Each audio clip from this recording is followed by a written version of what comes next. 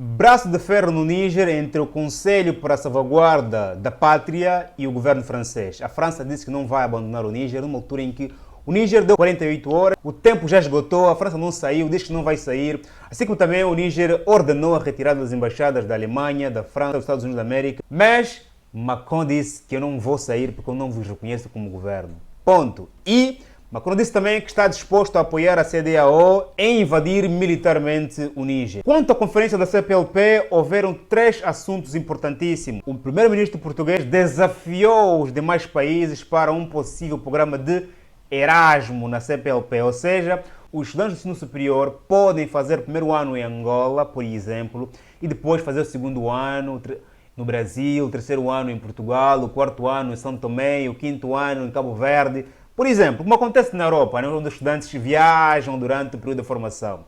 Seria muito bom. A questão é, será que os países africanos estão em nível de competitividade para poder oferecer a mesma qualidade de formação, de ensino aos estudantes do Brasil e de Portugal? Será que esse programa é sustentável? Também na cimeira da CPLP, o presidente brasileiro Lula da Silva disse: "Olá África, tenham cuidado com a neocolonização." E numa altura em que o presidente angolano também respondeu dizendo que condena a invasão russa, condena o golpe de Estado, ou seja, o presidente brasileiro diz aos países africanos: atenção ao neocolonialismo. O presidente angolano diz: condeno a invasão russa à Ucrânia. Será que também há aqui um braço de ferro entre os ideais que os dois líderes defendem? Quanto o presidente de São Tomé, que tomou agora posse, disse que vai trabalhar afincadamente para que o programa de mobilidade, livre circulação entre as pessoas da CPLP possa ser efetivo. Essa ideia de que as pessoas que falam a língua portuguesa podem circular livremente para todos os países ainda não é 100% efetiva. São Tomé vai lembrar que é um dos países menos populosos do mundo. Tem apenas 223 mil habitantes e tem como principal riqueza o cacau. Cacau é este que nós depois também nos enchemos de luxo quando compramos um chocolate suíço, um chocolate...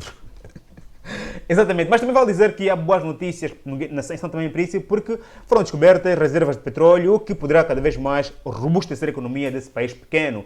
Para além do cacau, eles também têm o turismo, agora também têm o petróleo. País pequeno, pouca gente, com riqueza, cacau, petróleo, ambiente perfeito para poderem voar até depois da lua. No Gabão, o problema está pior, porque o atual presidente, o Mabongo, parece que vai ganhar o terceiro mandato, porque houveram eleições no sábado, no domingo houveram manifestações, o governo cortou a internet, o que acabou por bloquear as manifestações nas redes sociais e também os encontros de grupo de pessoas para as ruas. Ou seja, a população está desgostosa com a possível eleição do presidente Mabongo, que tem mais de 65 anos, está doente e no ano passado circularam muitas imagens do presidente gabonês a fazer inclusive nas calças. E já que estamos num ambiente em que está a decorrer a conferência da CPLP, a pergunta que se coloca é: qual é a vantagem da CPLP para os países africanos e para Portugal e o Brasil, que são somente as maiores economias da organização? Meu irmão, se tu gostas de ler e gostavas de ler todos os meus livros, esses aqui, os links estão aqui na descrição, ou podes pedi-los a partir do meu Instagram, o Ligo Cérebro, que eu mando para ti os livros a partir de qualquer parte do mundo. E tem mais, faz like, meu irmão, se inscreva no canal, partilha para que mais cidadãos do bem tenham acesso a essa matéria, porque mais cidadãos qualificados como tu gostavam também de ter acesso a essa informação. Só tu partilhando para os teus grupos do WhatsApp, para a tua página pessoal do Facebook, é que assim mais pessoas terão acesso a esta informação. Ponto! O Conselho Nacional para a Salvaguarda da Pátria disse que não quer ter a França, disse que não quer ter países europeus no Níger, não quer ter os Estados Unidos, não quer ter a Alemanha, não quer ter a França, não quer ver forças militares do Níger no Níger, mas Emmanuel Macron disse que eu não vou retirar as minhas tropas, não vou retirar as minhas embaixadas, estou à espera, quero ver o que vocês vão fazer. Eu reconheço o presidente Bazoum, por isso vocês vão sair. E porque Macron tem o apoio da CEDEAO, que é uma organização africana, disse que está disposto a apoiar essa organização por todas as vias, mesmo incluindo a invasão por via da força no Níger para destituir o governo autoproclamado. Esta situação é muito triste para os africanos, para a África, porque, ora vejamos, existe um grupo de africanos que querem verem-se completamente libertos de forças externas, que são os nigerinos, que por causa da população está a apoiar o governo autoproclamado, e também esse atual governo quer quer ver-se livre de influências externas, livre entre parênteses, porque está a receber apoio da Rússia, ponto. Há um outro grupo de africanos que acham melhor no país Níger existirem sim embaixadas americanas, francesas, alemãs e forças de segurança francesas. Ou seja, no teu país eu quero que ficam lá aquelas pessoas, aquelas tropas. Portanto, aqui a CEDEAO, na voz da Nigéria, dizer que vais sair, vamos ter que sair, e também a França dizer que eu não vou sair enquanto o anterior governo não proclamar. Pode-se concluir que a África está completamente dividida, porque mesmo entre países africanos, muitos apoiam o Níger, outros não apoiam, outros apoiam a CEDEAO. A África está dividida. Era melhor para nós, de facto, estivéssemos divididos entre nós mesmos, não nos compreendemos entre nós mesmos, mas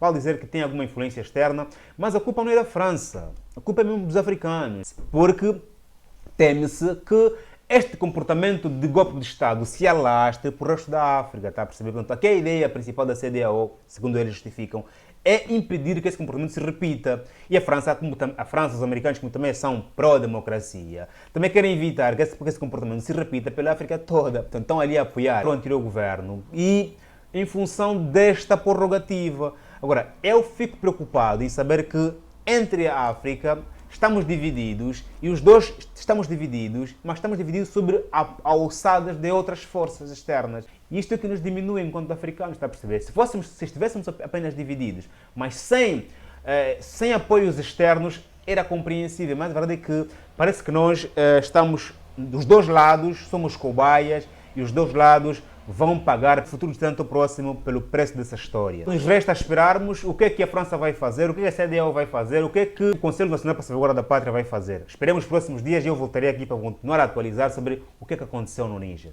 Quais são realmente as vantagens da CPLP para os africanos, para a Europa e para o Brasil?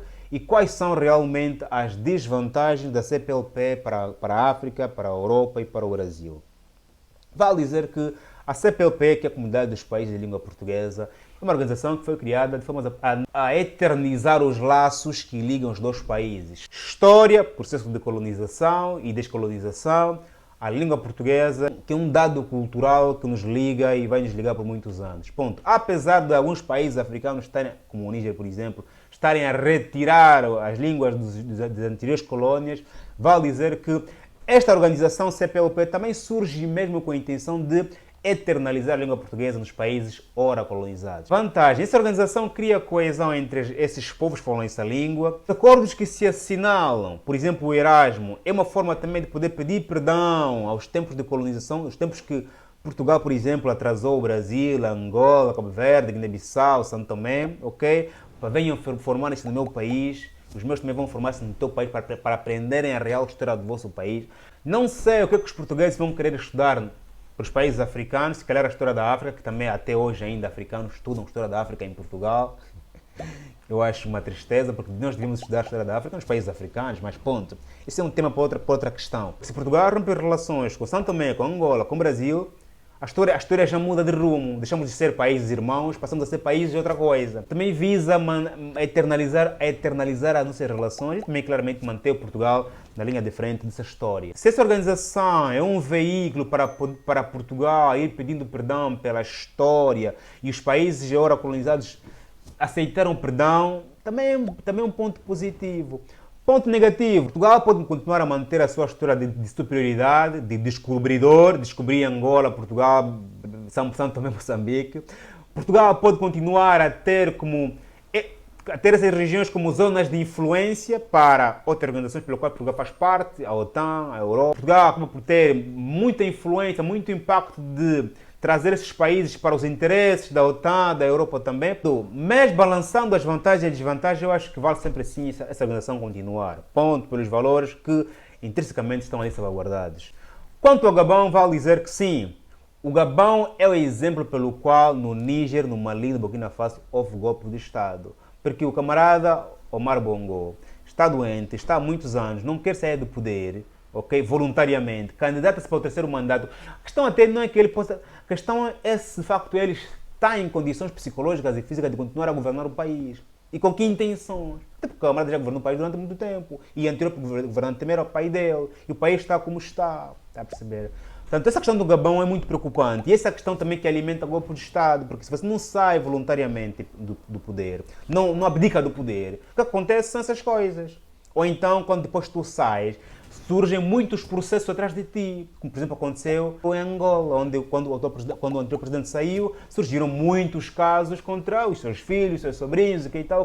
Porquê? Porque quando se está no poder, comete-se muitas irregularidades, porque o poder traz também os seus males, meu. Está a perceber? E tu podes ir cometendo muitos males, vendo ou sem vendo. E depois, quanto mais tempo ficas no poder, mais os males se acumulam. Depois que ao sair, tens de pagar a fatura, que é muito enorme. Principalmente se você não realizou o sonho das pessoas que te votaram. Uma altura em que o governo corta a internet, é um sinal de que, de facto, está-se a cortar aqui a chamada liberdade de expressão. Cada vez mais está a perder